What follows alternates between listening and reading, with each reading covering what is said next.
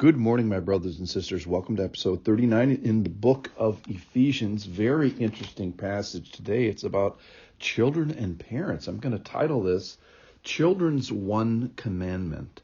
And subtitle would be something like Bending a Child's Will Without Breaking It. Listen in, this is from Ephesians chapter 6. The Lord did not forget children when he dropped the Ten Commandments onto the earth. Listen here, this is Ephesians chapter 6, verse 1. Children, obey your parents in the Lord, for this is right. Honor your father and mother. This is the first commandment with a promise, that it may go well with you and that you may live long in the land. So that's from Exodus chapter 20. And then he adds, Father, do not provoke your children to anger, but bring them up in the discipline and the instruction of the Lord. So this is in the context of a passage basically about submission and yielding and obeying. And it talks about that it's going to be necessary in the church, and it's going to be necessary within marriage, and it's going to be necessary of wives to husbands. It's going to be necessary in workers. Elsewhere in 1 Peter, it talks about it's going to be necessary in relationship to civil government. So it's a critical element of life is to learn this. And, of course, you should learn it at home first. So the first relationship that we are put under, which is children to parents, sets us up well to understand this obedience ingredient that we're going to be asked in all these other aspects of our lives. And it's a hard lesson. It can be abused from the child standpoint or disobeyed.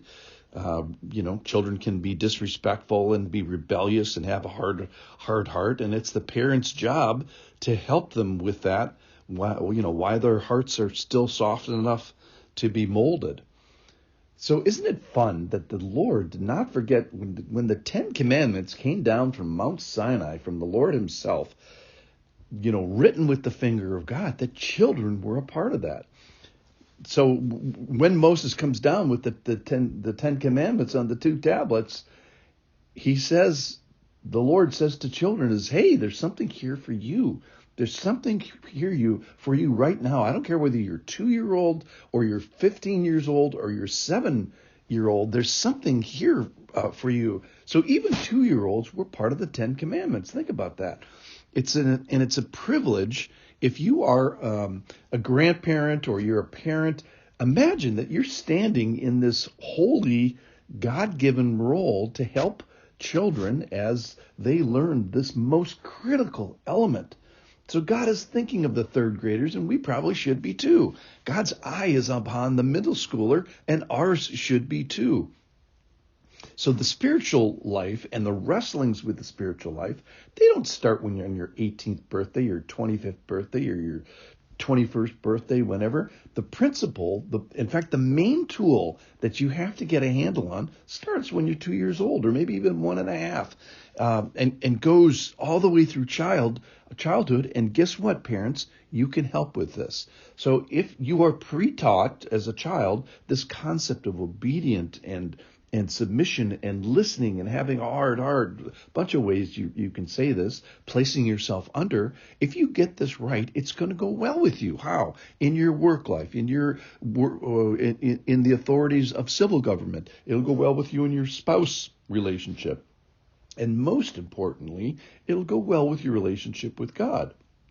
So there's a promise here that it may go well with you, that you're not going to throw yourselves on the rocks in all these areas of life, that you're not going to have a shipwreck and end up in jail and, under IRS investigation and in the divorce court. There's consequences in the civil world and the work world and the relationship world for doing this wrong. So the point is, let's get this right as, when the time is right, which is as children. And of interest, the verse 4 is, fathers, don't provoke your children to anger, that this is going to require a gentle hand sometimes, and maybe sometimes a firm hand, and a discerning hand, certain of all, because you're bending a child's will without breaking it. And the being a child is no picnic. You're in a world you don't understand with people you don't know, frequently in situations that are stressful. Everybody's asking you to do something. So the world of a child has some difficulty.